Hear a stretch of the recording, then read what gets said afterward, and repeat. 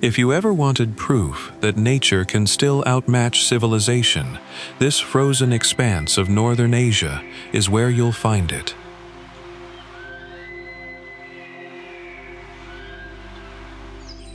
Siberia alone could swallow the entire continent of Europe and still have land left over, its endless pine forests unbroken across 8 time zones. Hidden inside all that wilderness is Lake Baikal, a fracture in the earth 25 million years old.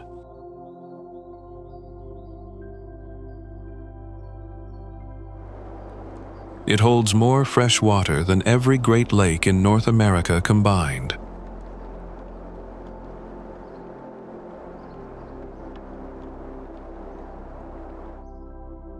Beneath the frozen ground, whole woolly mammoths have been pulled out, still wrapped in their own fur.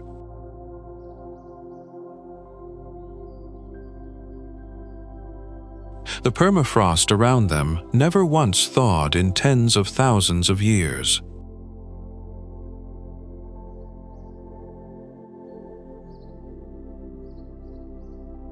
In winter, the cold here is sharp enough to freeze a wolf's howl into visible crystals hanging in the air.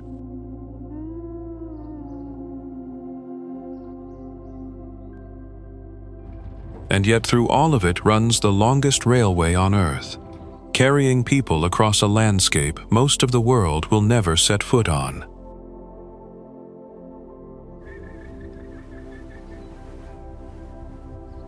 What lies beneath this ice and what it's been quietly doing to the planet's climate for millennia is where the real story begins.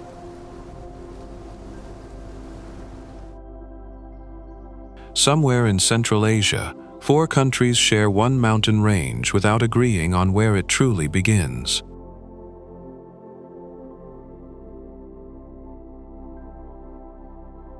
That's the Altai, stretching nearly 2,000 kilometers from the Gobi Desert into the Siberian plains.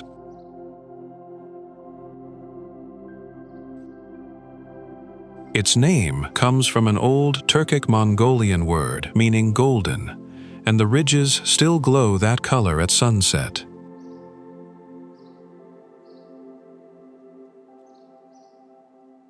These mountains are far older than they look.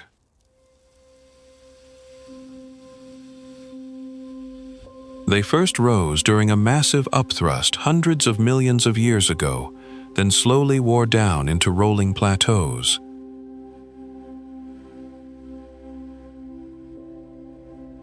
Then something unexpected happened.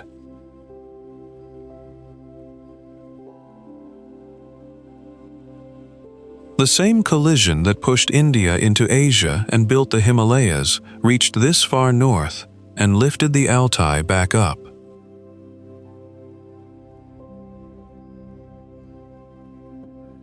That means these peaks are technically active again, rising in a place most people assume has gone quiet.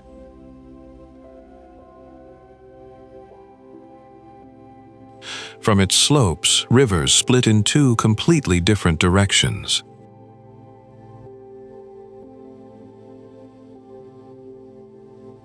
Some flow north into the Ob and eventually the Arctic Ocean. Others drain into the closed basins of Central Asia, where the water never reaches any sea at all.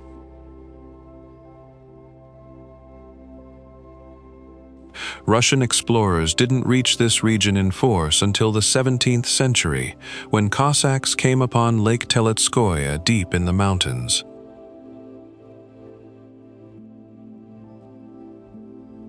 Gold was found here in 1828, drawing prospectors into valleys that had barely been mapped.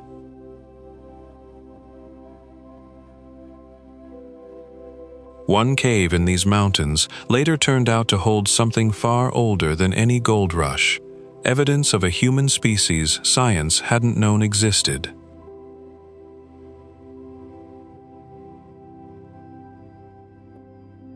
To this day, it remains the only known site on Earth where two different ancient human groups are confirmed to have lived.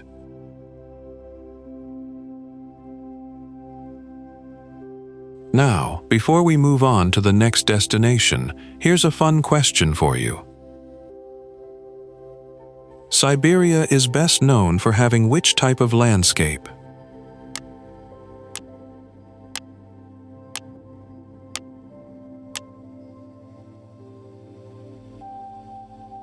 Comment your answer below.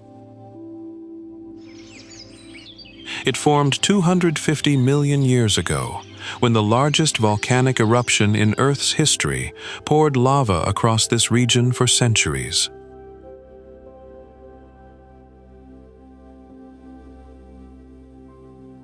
Layer after layer cooled and hardened into basalt, eventually stacking up nearly 2 miles thick in places.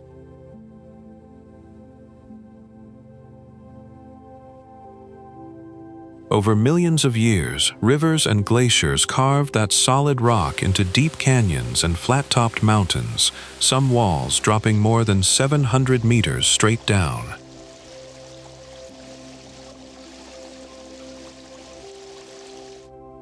Today, the plateau holds more than 25,000 lakes, some plunging over 400 meters deep, together forming the second largest reserve of fresh water in Russia after Lake Baikal.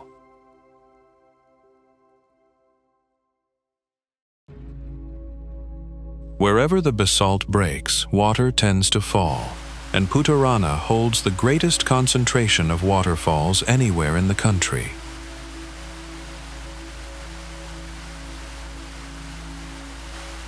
One of them drops more than 100 meters in a single, uninterrupted fall.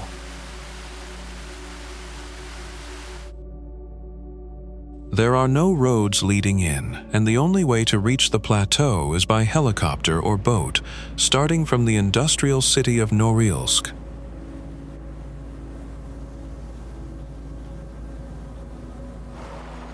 That isolation is exactly why the ecosystem inside has stayed almost untouched for so long.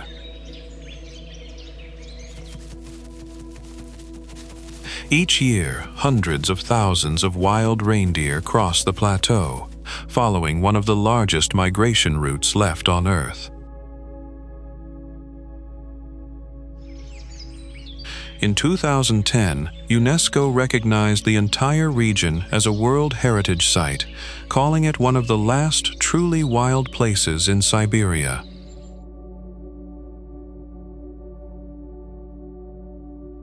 The world is full of amazing places waiting to be discovered.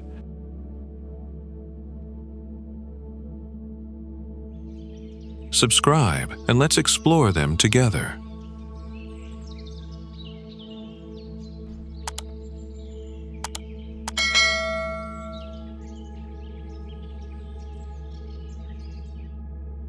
This is Lake Baikal, sitting inside a crack in the Earth's crust that has been slowly widening for 25 million years.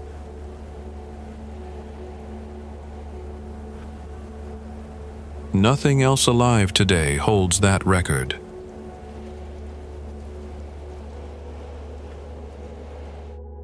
It makes Baikal the oldest lake on Earth and also the deepest, dropping past 1,600 meters at its lowest point.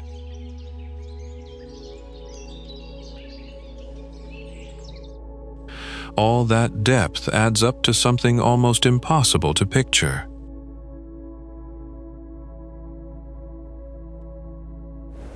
Baikal alone holds close to a fifth of all the unfrozen fresh water on the planet's surface.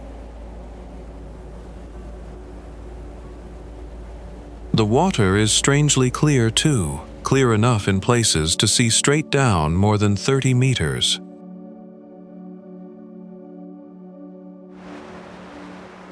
Somewhere in that water lives a seal that has no business being there, hundreds of kilometers from any ocean.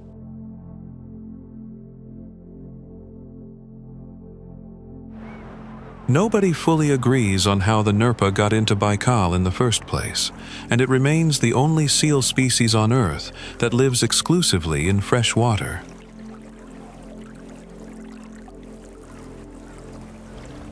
More than 80% of everything living in this lake exists nowhere else on the planet.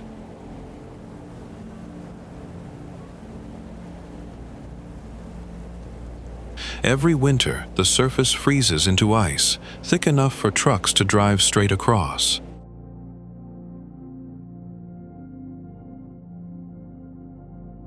As that ice shifts and cracks, it produces long, booming sounds that roll across the lake like something alive underneath.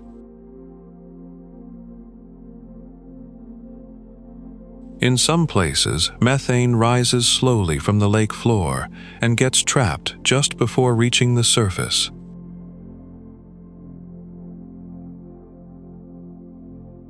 The gas locks into the ice in strange vertical columns, visible right through the frozen water, like smoke caught mid-rise.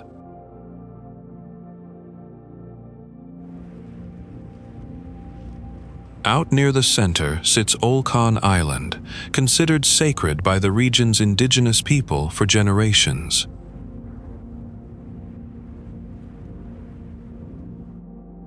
Even now, locals avoid pointing directly at the lake, a habit passed down long before anyone could fully explain why.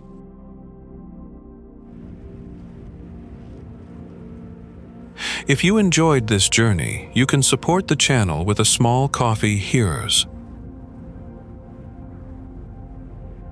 Your support helps me keep creating more travel videos like this. Thank you so much.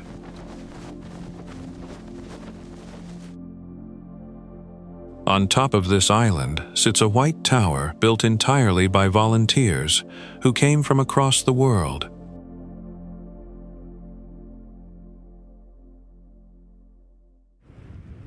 That's Ogoy Island, resting inside the small sea strait on the northwestern side of Lake Baikal. It's small, barely 3 kilometers long, with almost no vegetation beyond grass and scattered shrubs.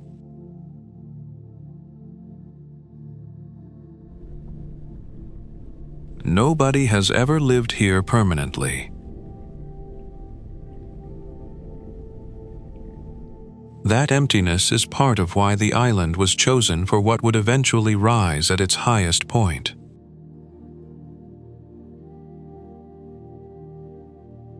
In 2005, volunteers finished building the Stupa of Enlightenment, an 8-meter-tall Buddhist monument.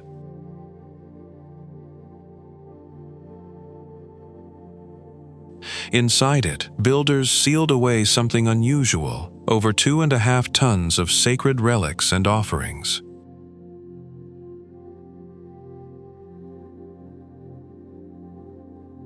Among them are fragments tied to 40 different Buddhist saints from across history.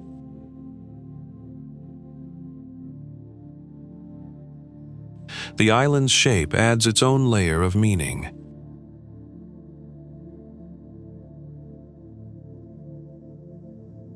Seen from above, its outline resembles a dancing spiritual figure with arms outstretched, and the stupa sits right at its heart.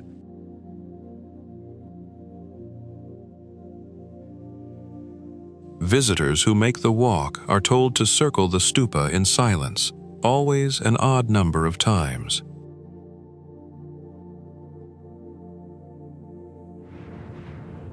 Some walk around it 108 times, believed to bring the deepest possible blessing.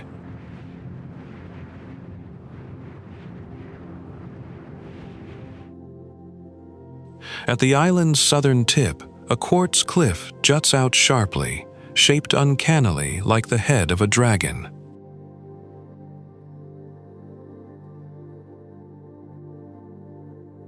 Winds here can turn brutal, especially near the summit, where the stupa stands exposed to the open lake.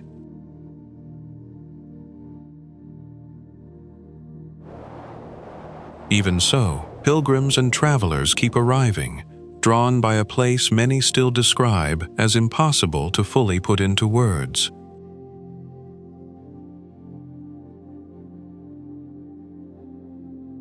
I'm curious, what time is it where you're watching from?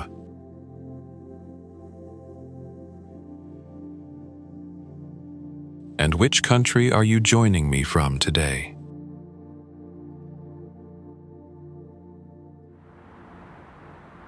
Founded as a fort in 1661, this city became the gateway Russia used to push its empire east across Siberia.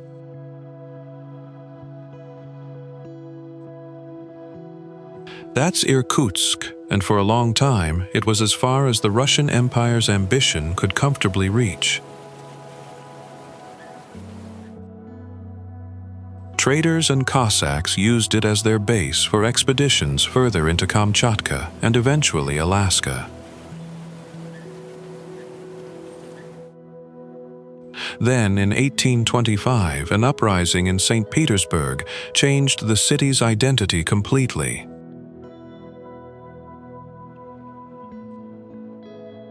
A group of young nobles and officers tried to overthrow the Tsar and failed. Their punishment was exile, and many of them ended up here in Irkutsk.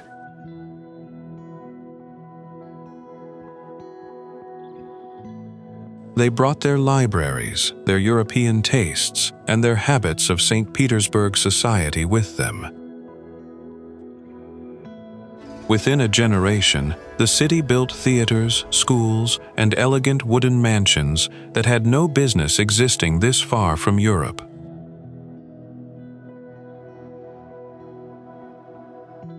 By 1900, people had started calling it the Paris of Siberia, only half joking.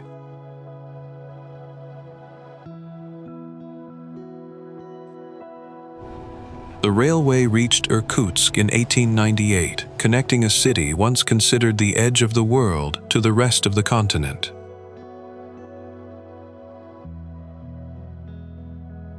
Electricity arrived just 2 years before that, lighting up streets that had been lit by lanterns for over 2 centuries.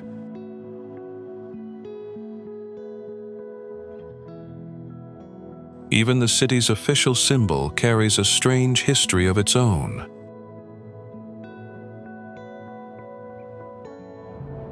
It shows an imagined beast called a babur, a tiger-like creature with a sable clenched in its jaws.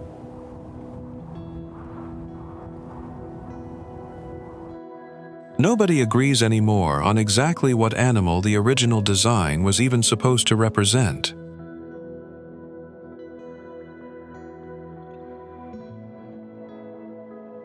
Today, those carved Decembrist mansions still stand along the same streets, just a short drive from the shore of Lake Baikal.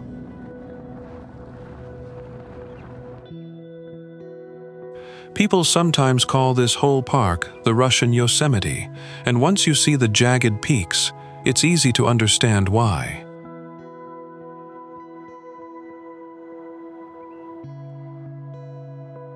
Ergaki wasn't protected until surprisingly recently, becoming a nature park only in 2005.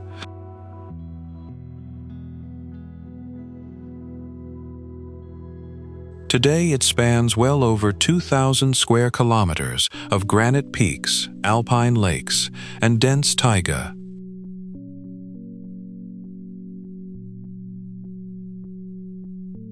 One trail through the park stretches 35 kilometers, winding past canyons, waterfalls, and glacial lakes along the way.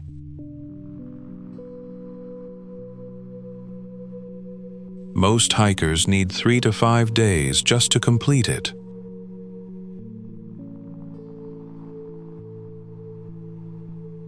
The mountains themselves belong to the Sayan Range, one of the least explored ranges in all of Russia.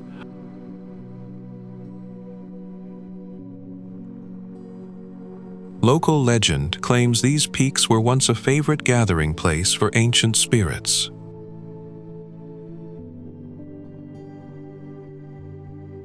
According to the stories, strange stone formations scattered across the park are relics they left behind.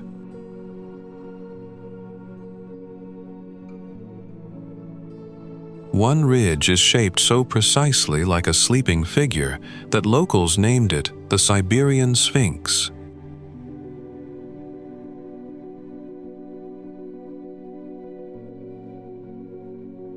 Snow leopards still roam these slopes, along with golden eagles and wild Siberian ibex.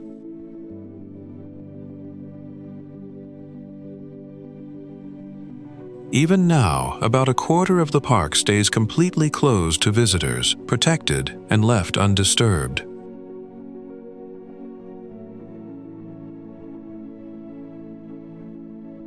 Everything else remains open, drawing around 120,000 travelers into these mountains every single year.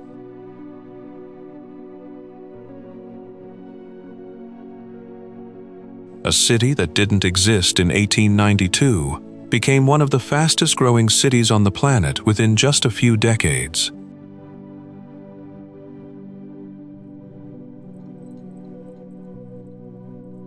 That's Novosibirsk.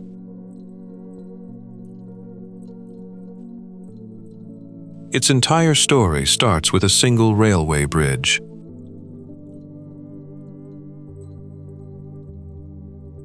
In 1893, workers building the Trans-Siberian Railway needed to cross the Ob River, and a small settlement grew up around the crossing point.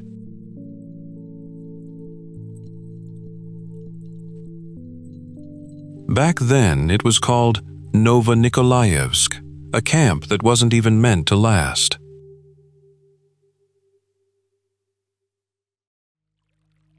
But the railway kept expanding, so did the town around it.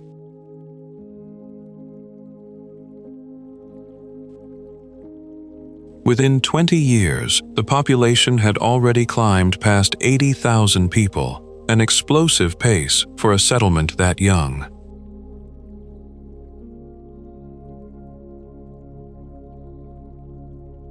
In 1925, the growing city was renamed Novosibirsk, meaning New Siberia.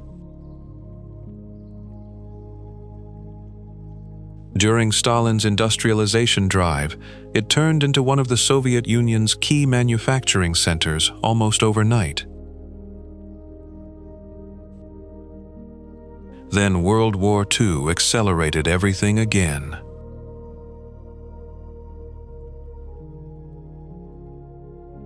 Entire factories were relocated here from Western Russia to keep production running safely away from the front lines.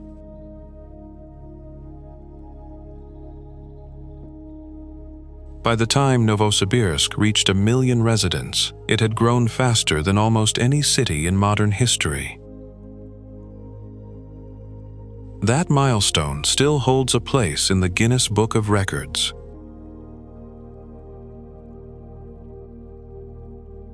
South of the city sits Akademgorodok, a research town the Soviet government built from scratch in the 1950s.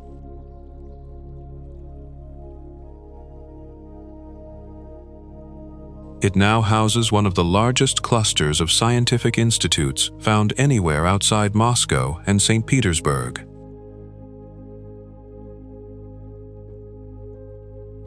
Today, Novosibirsk stands as Russia's third largest city and easily the biggest city in all of Siberia.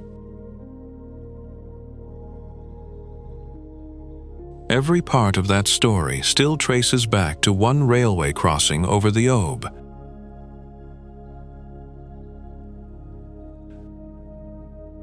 Yet for all its rapid rise, the city's remote location and brutal winters can make daily life here feel a long way from Moscow's comforts. Legend says the Lord of Lake Baikal himself lives inside a cave on this island, and locals have avoided disturbing it for generations.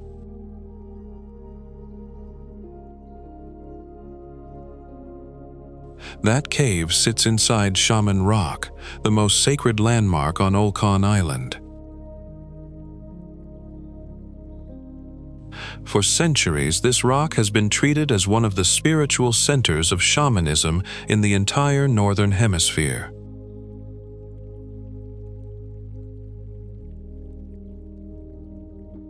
When persecution swept through the region under Genghis Khan, shamans fled here, using the island's isolation as protection.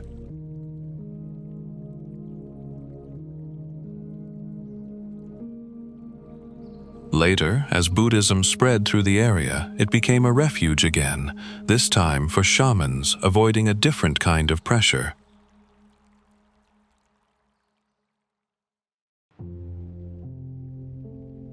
Olkhon itself formed slowly, carved out by tectonic movement that pulled it apart from the mainland over millions of years.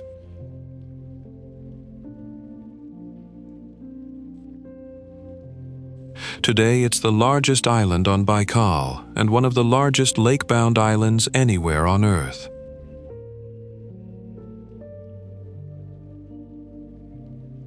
Despite that size, fewer than 2,000 people live here full-time.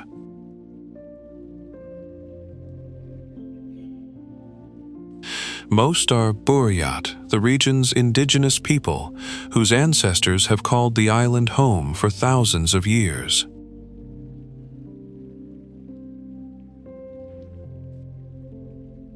Archaeologists have traced settlement on Olkhon back to a culture that flourished here more than 1,000 years ago.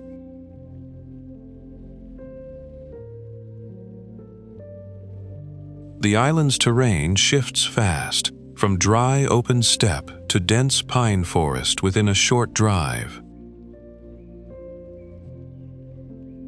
Winds here have their own names and their own reputations.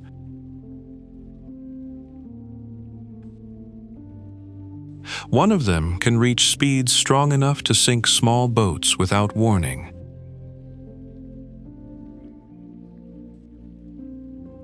Locals still watch the sky before crossing open water, a habit shaped by generations of experience.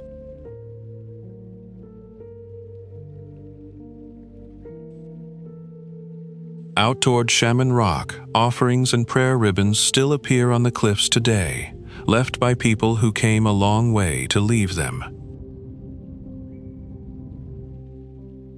Right beneath the surface of this lake, patterns of clay swirl and shift, like something breathing underwater.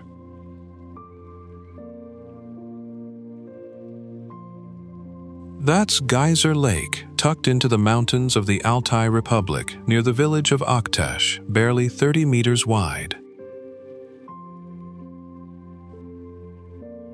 It's tiny, just 2 meters deep, but what happens at the bottom makes it unlike almost anywhere else on Earth.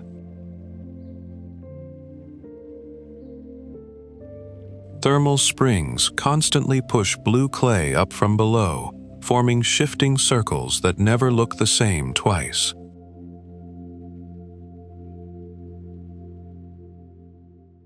Roughly every 30 minutes, a fresh burst of water rearranges the entire pattern again.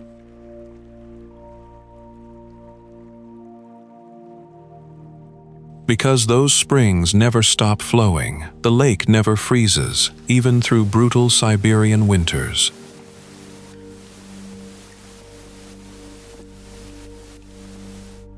Locals say it wasn't always here.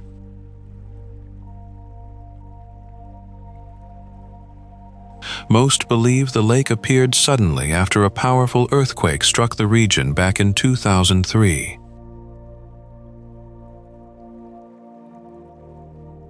It went largely unnoticed for 2 more years, until travelers finally began documenting its strange, glowing color in 2005.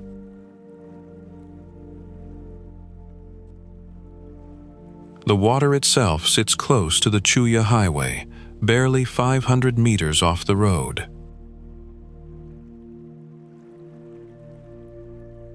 Despite its size, it now draws a steady stream of visitors, eager to see the patterns for themselves each year.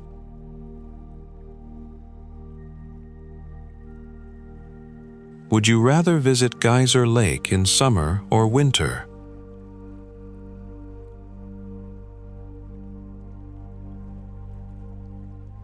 Comment 1 for summer or 2 for winter. This river carries a name that translates simply to woman, a title given to it as if it were royalty.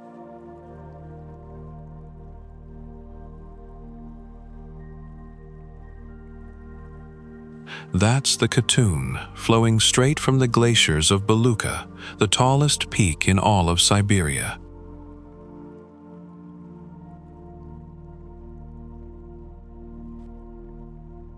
Its source sits at over 2,000 meters, where the Katun Glacier feeds it directly from the mountain's slopes.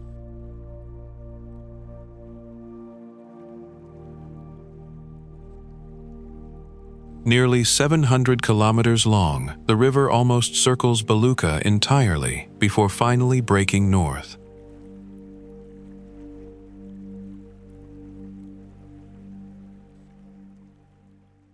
Its color shifts with the seasons in a way few rivers ever do.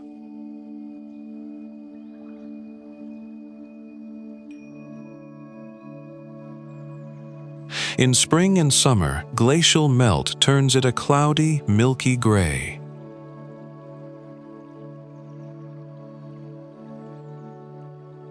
Then autumn arrives, and everything changes.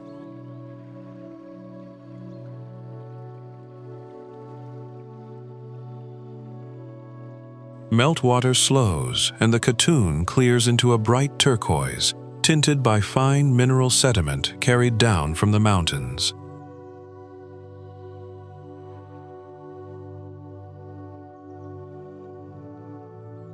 Locals sometimes call it the Green River, especially when seen from above during the colder months.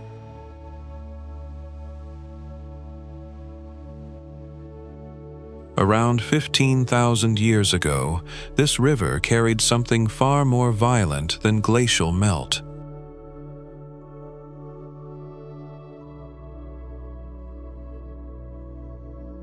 A massive ice dam upstream finally broke, releasing a catastrophic flood down the entire Katun Valley.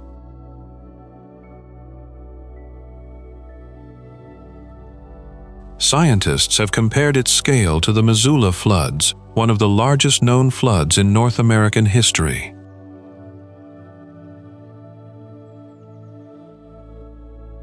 Traces of that event are still visible today, giant boulders stranded along the riverbanks by water that vanished millennia ago.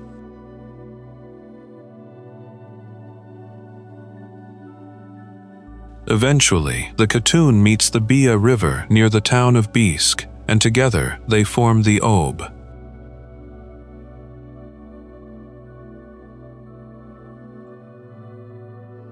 From there, that same water keeps moving north for thousands more kilometers, all the way to the Arctic Ocean.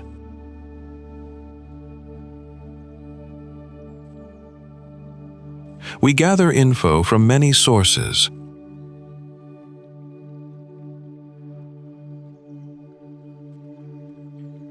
If something seems off or you've got more to add, drop a comment.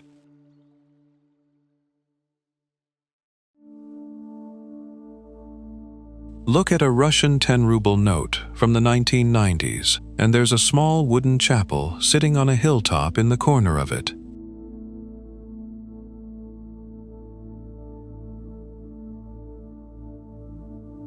That chapel still stands above Krasnoyarsk, a Siberian city most people outside Russia have never heard of. Cossack soldiers built a fort here in 1628, on a high bank where the exposed clay ran deep red.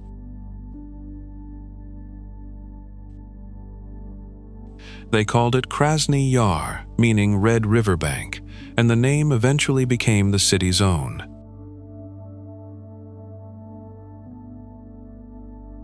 For almost 100 years afterward, that fort marked the edge of Russian territory, fending off raids from nomadic tribes on the open steppe.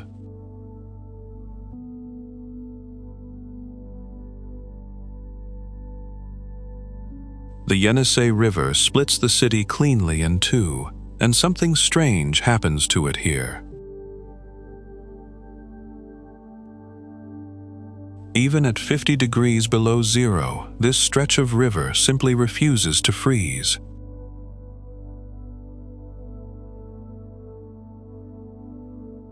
A hydroelectric dam 30 kilometers upstream releases water too warm to ice over, so instead of freezing, the river fills the winter air with fog.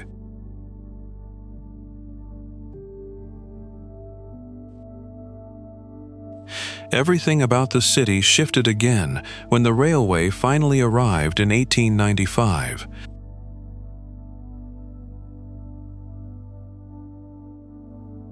Krasnoyarsk became the point where the Trans-Siberian Line crossed the Yenisei, and factories followed close behind.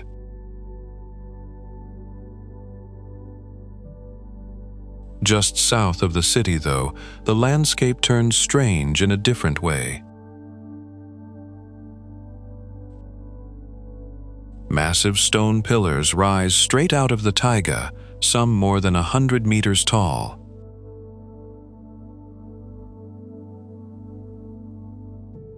They started as magma, pushing up from deep underground, but it never broke through to the surface.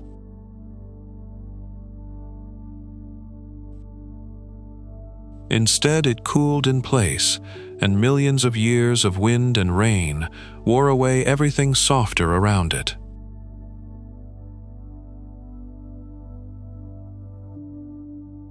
Local climbers still scale these pillars free, without ropes, a habit here that goes back more than a century.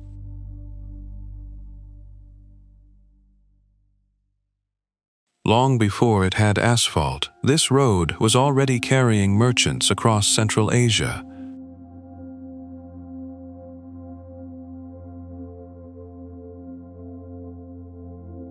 The Chuysky Tract follows a branch of the ancient Silk Road, a route already centuries old before Russia ever paved it.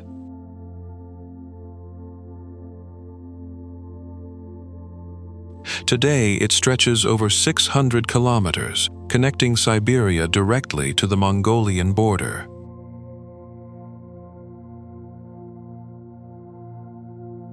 National Geographic once ranked it among the 10 most beautiful roads on Earth.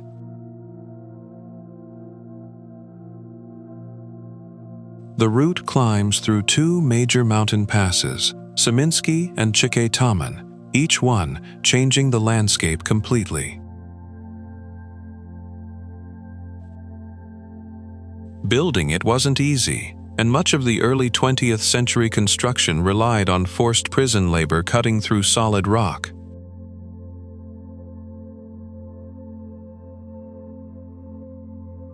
Around the 700-kilometer mark, two rivers meet in a way that shouldn't be possible.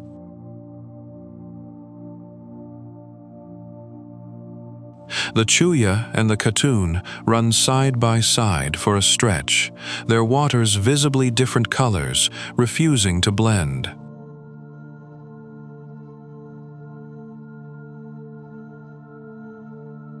Locals have treated the site as sacred for generations, and ancient rock carvings nearby are thousands of years old.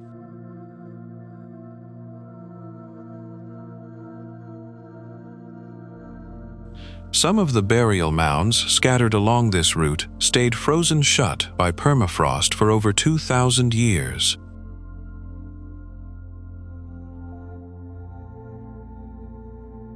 When archaeologists finally opened one, they found remains so well preserved that the discovery made headlines worldwide. Every year now, more than 2 million travelers make this same drive, chasing the same views traders once crossed on foot or horseback.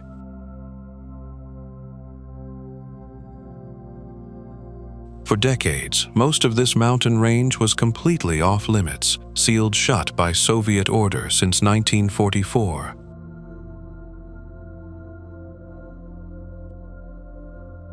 The Sayan Mountains curve in a long arc across southern Siberia, running from the Altai Range in the west toward Lake Baikal in the east.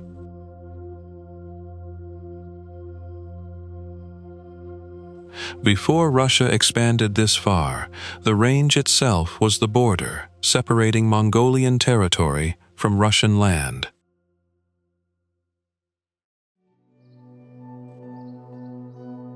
Two separate systems make up the Sayans, the western and the eastern, each shaped by a different geological history.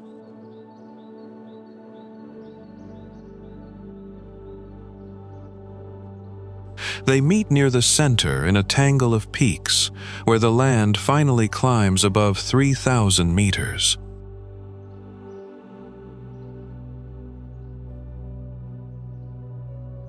The highest point, Mönch-Sari-Dag, tops out at almost 3,500 meters, right along the Mongolian border.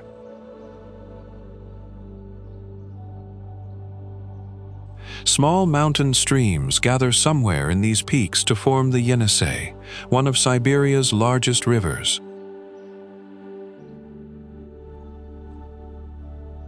From there, it runs north for more than 3,000 kilometers before it finally empties into the Arctic Ocean.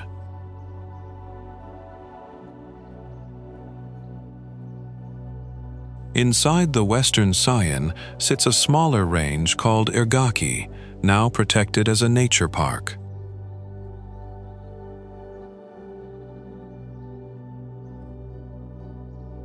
Its granite spires formed underground, cooling slowly before erosion ever exposed them to open air.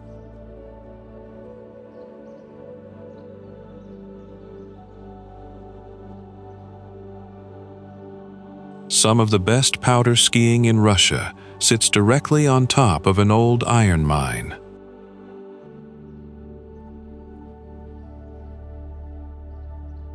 The village of Sheregesh was founded in 1912, named after the Sheregeshevi brothers,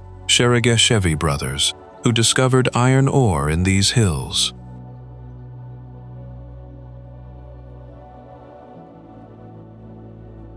Long before that, the Shore people lived here, a Turkic-speaking community that had called this stretch of Siberian taiga home for generations.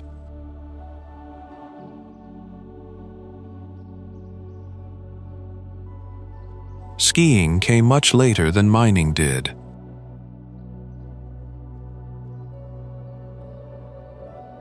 The first slopes were only cut into nearby Zelenaya, Green Mountain, in 1981, and back then they existed purely to train professional athletes.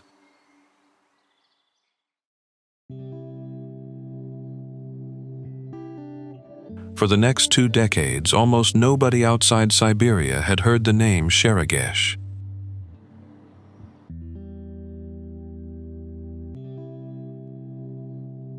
That changed quickly once word of the snow got out in the early 2000s.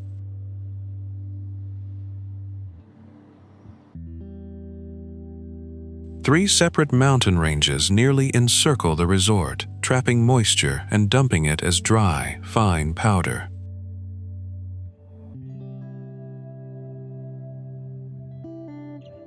In good years, the season here opens in November and doesn't fully end until May.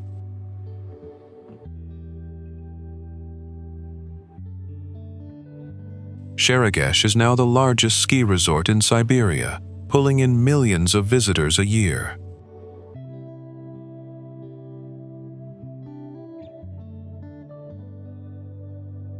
The mines that built this place never actually closed. They just kept working underneath the slopes.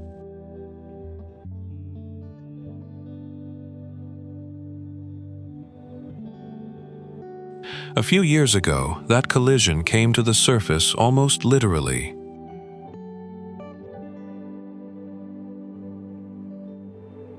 Ground near the resort caved in without warning, opening into a crater wide enough that locals started calling it the Gate to Hell.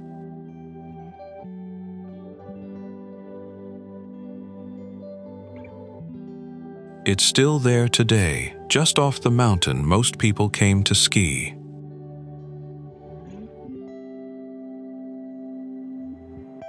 The powder may be world-class, but the aging Soviet-era infrastructure and long lift queues during peak season can test the patience of even the most devoted skiers.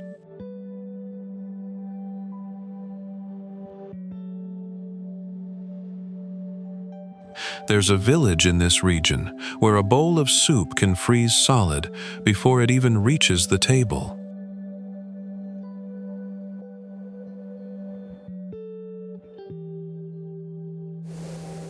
That's Yakutia, officially known as the Sakha Republic, the largest region in all of Russia.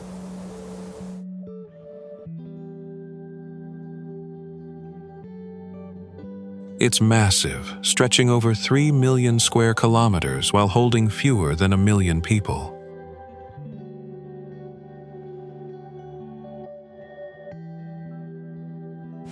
Winters here regularly drop below -50 degrees Celsius, and that's considered ordinary.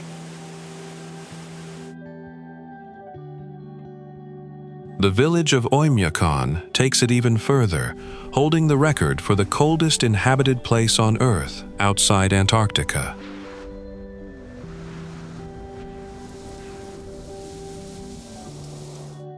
In 1924, thermometers there reportedly dropped to nearly -71 degrees Celsius.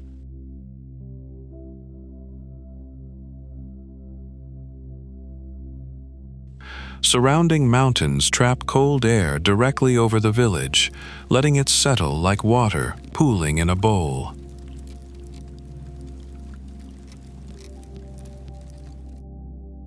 Pipes freeze solid within hours, so most homes still rely on outhouses instead of plumbing. Beneath all that ice, the region hides something far more valuable.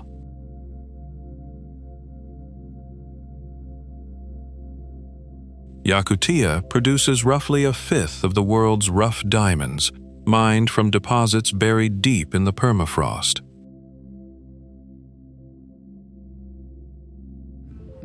The city of Mirny built its entire identity around that industry, earning the nickname Diamond Capital of Russia.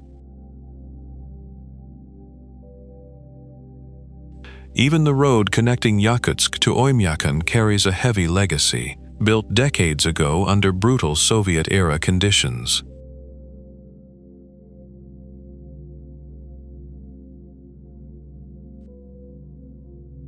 Locals still call it the Road of Bones, a name that has outlived the era that built it.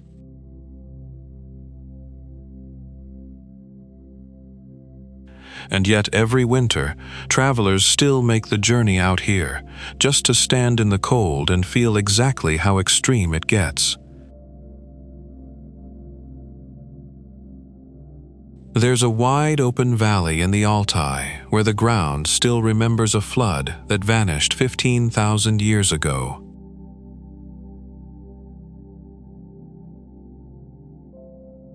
That's the Kurai Steppe, sitting at over 1,500 meters between two dramatic mountain ranges. The North Chuya Range rises sharply along one side, its peaks capped year-round by snow and glacier ice.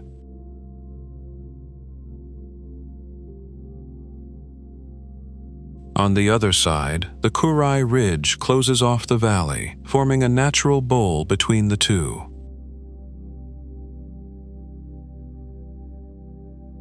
Long ago, ancient glacial lakes here burst without warning, releasing water at a scale scientists still find hard to believe.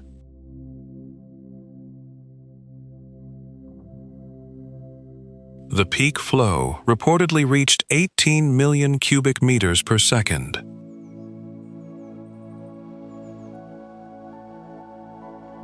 That's one of the most powerful water discharges ever recorded on the planet.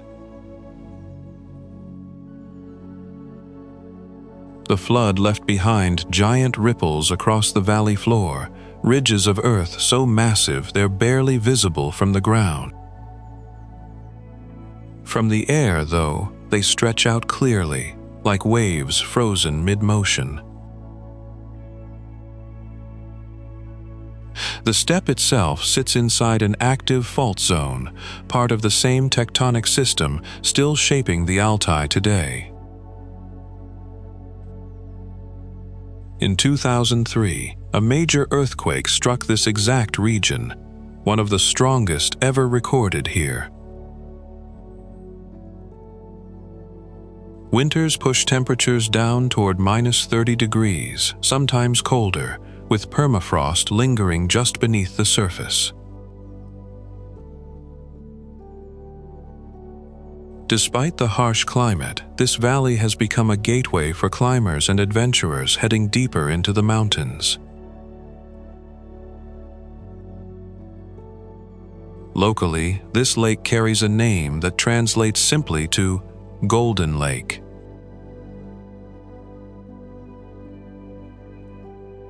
That's Lake Teletskoye, tucked into the northeastern edge of the Altai Mountains.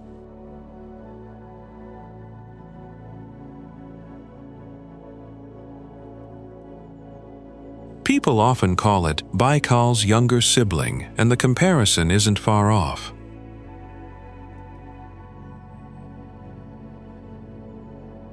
The lake sits inside a basin carved by tectonic movement, stretching nearly 80 kilometers between two mountain ridges.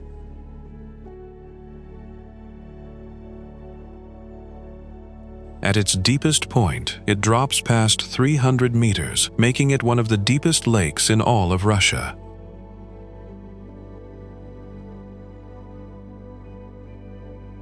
More than 70 rivers and another 150 seasonal streams pour into it from the surrounding mountains.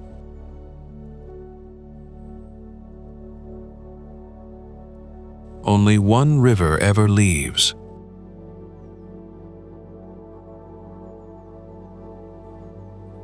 The Bia flows out from this single point and eventually joins the Ob, one of the 10 longest rivers on the planet.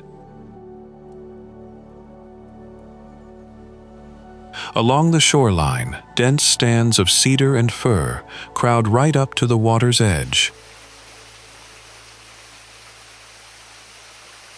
Dozens of waterfalls drop straight into the lake from cliffs above it, fed by all those incoming rivers. The water itself stays remarkably clear, letting visibility stretch down more than 10 meters in places. Since 1932, much of the surrounding forest has sat inside a protected nature reserve, left almost entirely untouched.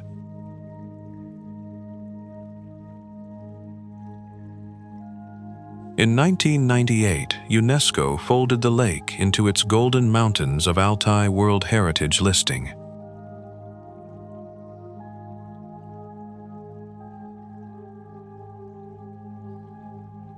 Even now, only a handful of small settlements sit along its shores, most of them reachable only by boat.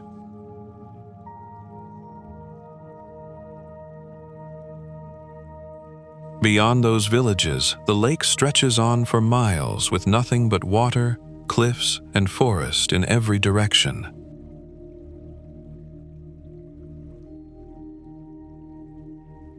There's a patch of desert in Siberia so out of place that geographers still call it a paradox.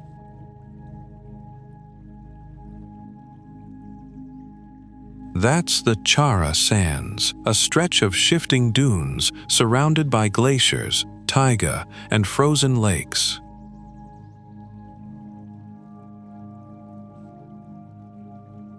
There's no transition zone here at all. Forest simply ends and sand begins, with nothing gradual between them. The dunes stretch roughly 10 kilometers long, with some rising as high as 30 meters. Snow-capped peaks of the Kodar Mountains frame the whole scene, staying white nearly all year round. It formed somewhere between 55 and 100,000 years ago.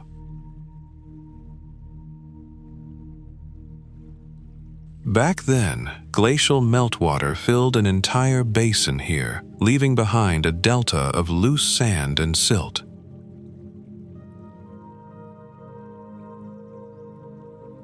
When the ice eventually retreated, wind took over, sculpting that leftover sediment into crescent-shaped dunes. Despite the surrounding cold, this region only receives about 35 centimeters of rain each year, technically classifying it as semi-arid.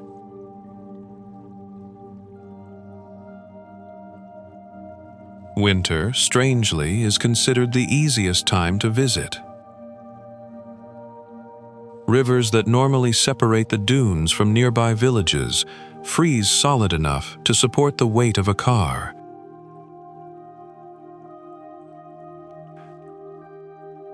For centuries, Evenki reindeer herders crossed this exact terrain as part of their seasonal migration routes.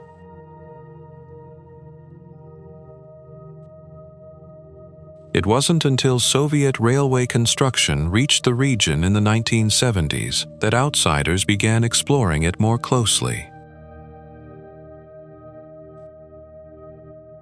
Even now, only a small number of travelers make it out here, into one of the most contradictory landscapes in all of Siberia.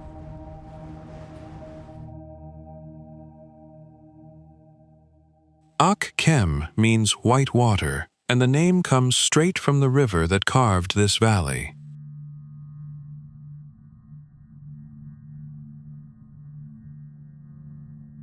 That water never runs clear because it's carrying ground-up rock straight off Mount Belukha's glaciers.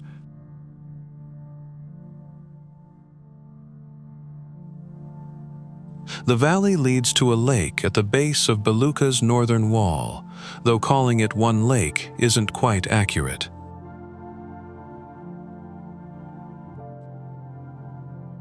There's actually a lower lake and an upper one, and the upper only exists briefly each spring when meltwater floods the basin.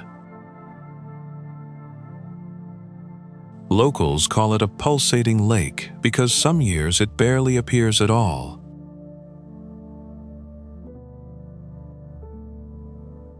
The lower lake stays year-round, but its water is so clouded with glacial silt that nothing can see more than a meter down, and no fish live in it.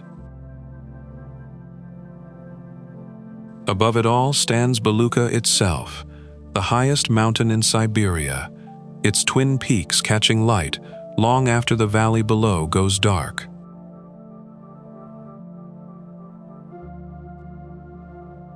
Nobody managed to stand on top of it until 1914, when two brothers, the Tronovs, made the first recorded ascent. To the Altai people, though, the summit was never meant to be reached at all.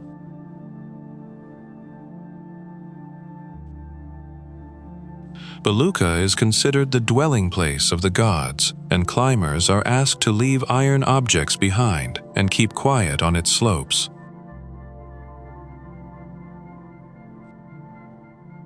Some believe the mountain hides an entrance to Shambhala, a mythical realm said to lie somewhere beyond it.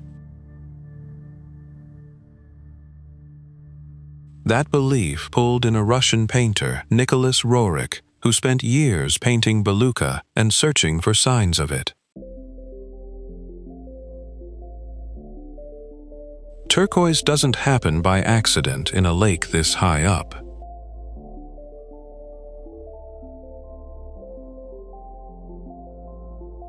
Lake Uchkel sits on the Olkhon Plateau in Russia's Altai Republic at roughly 2,000 meters, one of more than 20 lakes scattered across this stretch of highland.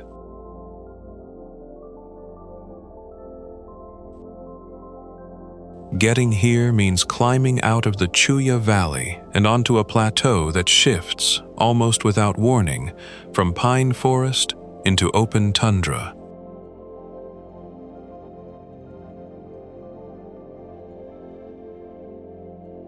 Just before the plateau begins, the road cuts through a narrow gorge known as the Red Gate.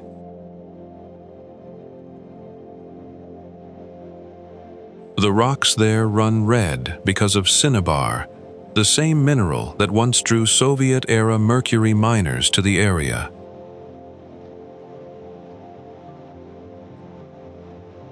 Uchkel is part of a loose chain of lakes strung along this route, some close enough to reach by car, others reachable only on foot or on horseback.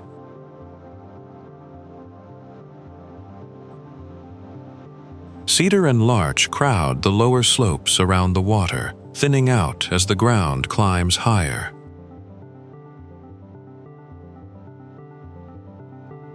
This part of Altai has long been home to the Tlingit, a Turkic-speaking people whose herding life shaped the plateau long before any road reached it.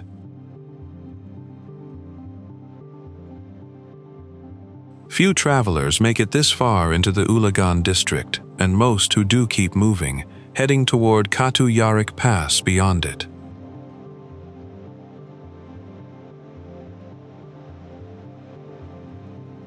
That pass drops steeply into the Chuysky River Valley, one of the more dramatic descents in the Altai Mountains.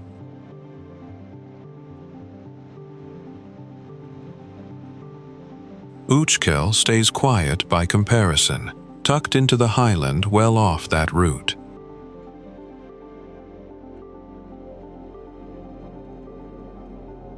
Out of more than 300 rivers feeding Lake Baikal, only one is ever allowed to leave.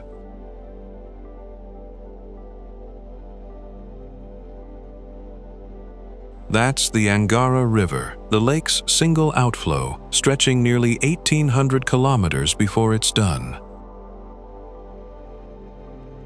An old Buryat legend explains it differently.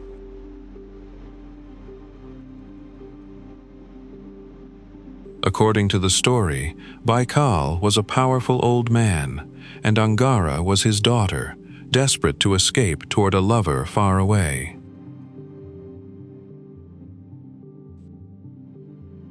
Furious, he hurled a massive boulder to block her path, a rock still visible today near where the river begins.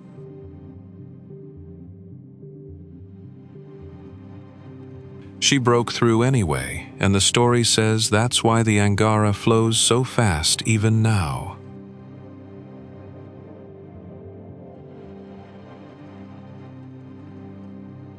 Unlike most rivers that thaw and freeze at the surface, the Angara barely freezes at all near its source.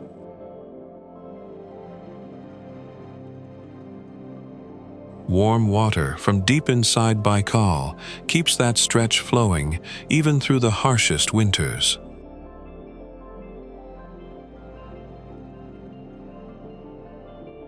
Founded right along its banks in 1661, Irkutsk grew directly out of the river's importance as a trade route.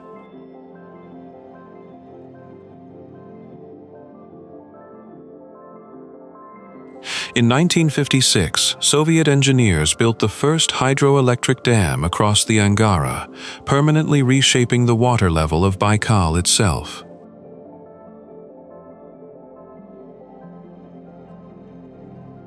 More dams followed after that.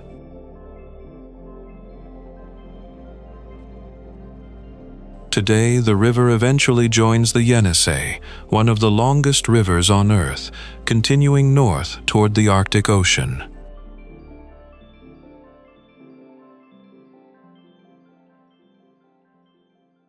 Along the way, it cuts straight through the central Siberian plateau, carving a path through hills that have stood for millions of years.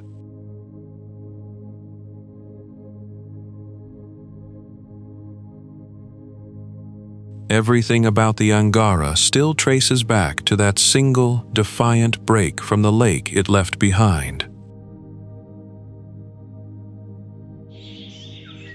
The name Kucherlin comes from an old Altai word meaning salty ground, which is strange because nothing about this lake looks salty at all.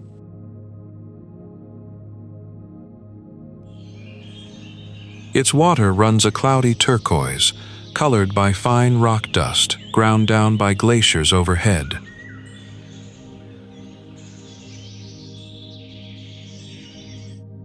The lake sits high in the Katun Ridge, closed in on two sides by peaks that climb past 3,000 meters.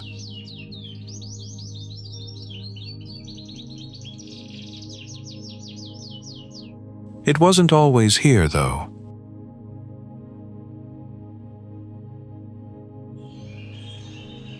Around 3,500 years ago, a retreating glacier left behind a wall of rubble and debris.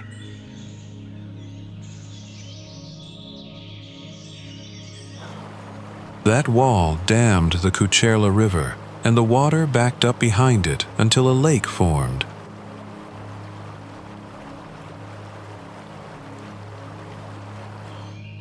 The lake that resulted is close to 5 kilometers long, and in places drops more than 50 meters straight down.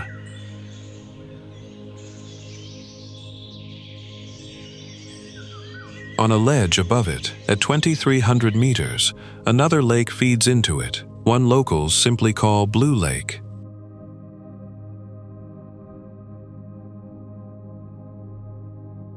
Together, these glacial lakes and the mountains around them belong to a wider UNESCO site that also includes Mount Beluga and Lake Teletskoye further north.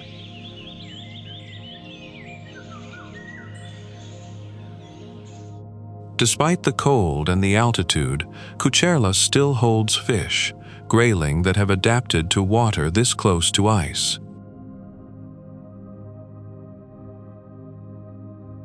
Reaching the lake means following the Kucherlin River upstream for days through forest that thins out the higher you climb.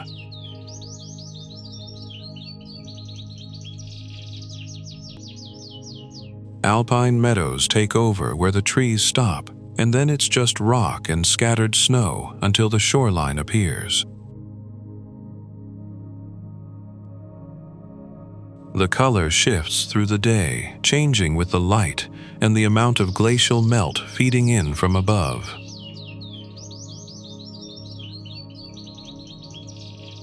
By late afternoon, when the wind settles, the surface turns flat enough to hold the shape of the peaks around it.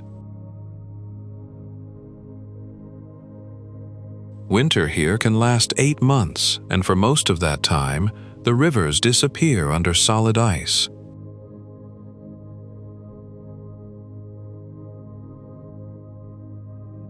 Trucks and even small planes cross frozen lakes that summer boats will sail over just a few months later.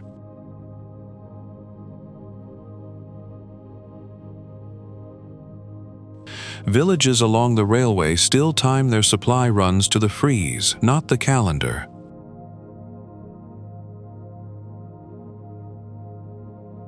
Somewhere beneath all that ice, methane trapped for thousands of years is still working its way toward the surface.